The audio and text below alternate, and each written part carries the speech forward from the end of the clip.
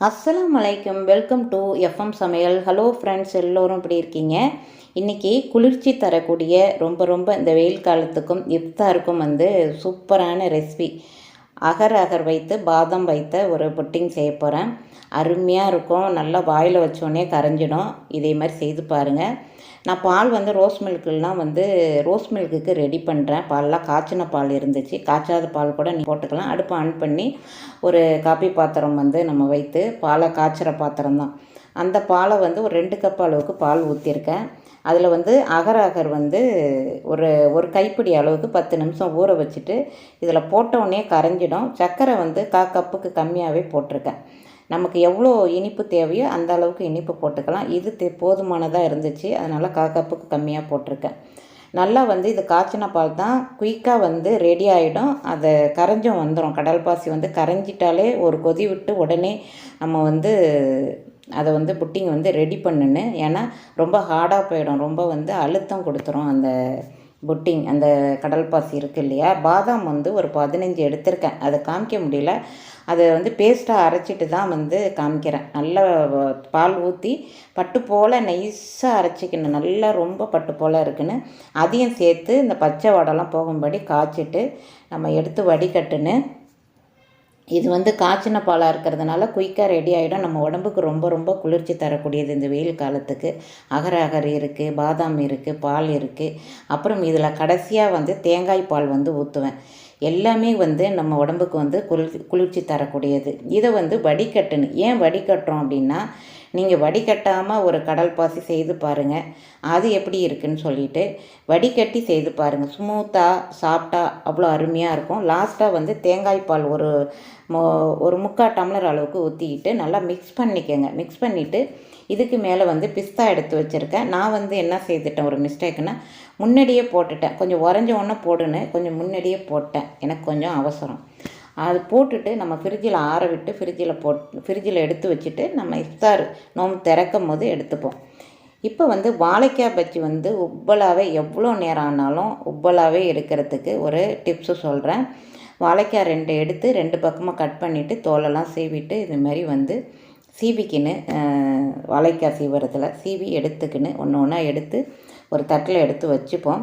இதுக்கு அரிசி மாவும் கடலை மாவு, மிளகாய்த்தூள், பெருங்காயத்தூள், உப்பு போட்டுக்கின்னு நான் ரெடிமேட் மாவு தான் என்கிட்ட இருந்துச்சு. அதனால் அதுலேயும் செய்துக்கலாம், கடல மாவுலேயும் செய்துக்கலாம். இது வாழைக்காலம் எடுத்து வச்சுட்டு கடல மாவு 3/4 கப்புக்கு கொஞ்சம் கம்மியாகவே போட்டிருக்கேன். கடலை ரெடிமேட் மாவு சக்தி ரெடிமேட் மாவு தான் பஜ்ஜி மாவு வாங்குறது.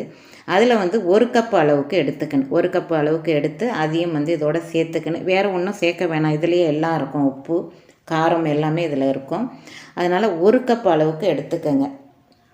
நான் 1 கப்பு ஃபஸ்ட்டு இது போட்டுட்டு கொஞ்சம் போடுவேன்.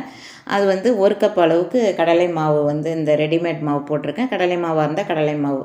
ஒரு 2 டீஸ்பூன் ஆயில் எல்லாத்தையும் மிக்ஸ் பண்ணிவிட்டு 2 டீஸ்பூன் கண்டிப்பாக ஆயில் ஊற்றிக்கங்க.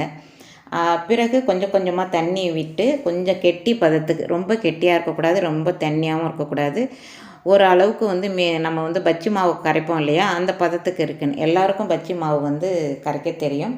இருந்தாலும் சொல்கிறேன், இது உப்பலாகவே இருக்கும். நான் ஒரு 2 கூட எடுத்து வச்சு பார்த்தேன், அப்படியே இருந்துச்சு.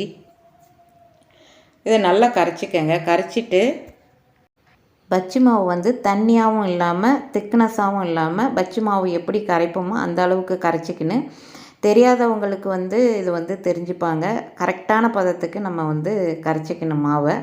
இப்போ அடுப்பை ஆன் பண்ணி ஒரு கடாயில் தேவையான அளவு ஆயில் விட்டுருக்கேன். நல்லா சூடு வந்தோடனே தான் எதுவாக இருந்தாலும் பொரிக்கணும். பொரிக்கிற பதார்த்தமாக இருந்தாக்கா சூடு வந்தோடனே தான் நம்ம பொரித்து எடுக்கணும். இந்த மாவில் நல்லா திருப்பி விட்டு அந்த பஜ்ஜை பொரித்து எடுக்கணும். இதே போல் பொரித்து எடுங்க. நல்லா உப்பலாக மொறுமொறுப்பாக சாப்பிட்டா எவ்வளோ நேரம் ஆனாலும் அப்படியே இருந்துச்சு. சூப்பராக இருக்கும். பூரி கூட உங்களுக்கு அந்த உப்பல் கொஞ்சம் நேரத்தில் உப்பலாக இருக்கிறது அப்படியே சப்பையாக போயிடும்.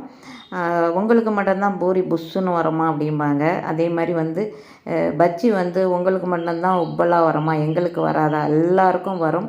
கை பக்குவம், அளவு முறைகள் மட்டும் தெரிந்துக்கிட்டால் சமையல் கலை தெரியாது எதுவும் இல்லை. களை கட்டலாம். எல்லாரும் அருமையாக தெரிஞ்சுக்கலாம். எதுவுமே எந்த வேலையாக இருந்தாலும் அருமையாக வந்து தெரியாது ஒன்றுமில்லை, கற்றுக்கொள்வது தான் வந்து நமக்கு தெரிந்து கொள்ளணும். தெரிந்து கொண்டால் எல்லாமே தெரிந்து கொள்ளலாம். பஜ்ஜி எடுத்துப்போம். மில்க் புட்டிங் வந்து வாயில் வச்சோடனே கரையிறதே தெரியாதுங்க. அவ்வளோ சாஃப்டாக சூப்பராக, அவ்வளோ இந்த வட்டலப்பம் மாதிரி அருமையாக இருந்துச்சு. சூப்பராக இருந்துச்சு. ஜில்லுன்னு ஃப்ரிட்ஜில் வச்சு சாப்பிட்றதுனால சூப்பராக இருந்துச்சு. வாழைக்காய் பஜ்ஜும் எடுத்தாச்சு.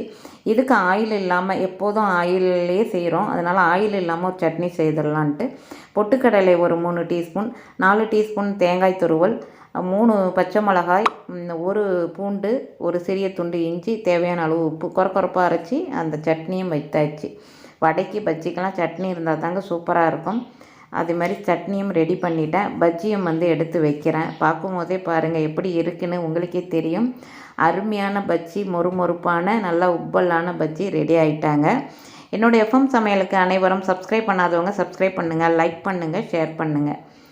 சூப்பராக இருக்கா? பார்க்கும் போதே சாப்பிட்லாம் போல் இருக்கா? வாங்க அனைவரும் சாப்பிடலாம். அடுத்த சூப்பரான ரெசிபியுடன் உங்களை சந்திக்கிறேன். அதுவரை விடைபெற்று மீண்டும் சந்திப்போம். தேங்க்யூ ஃபார் வாட்சிங். பபாய்.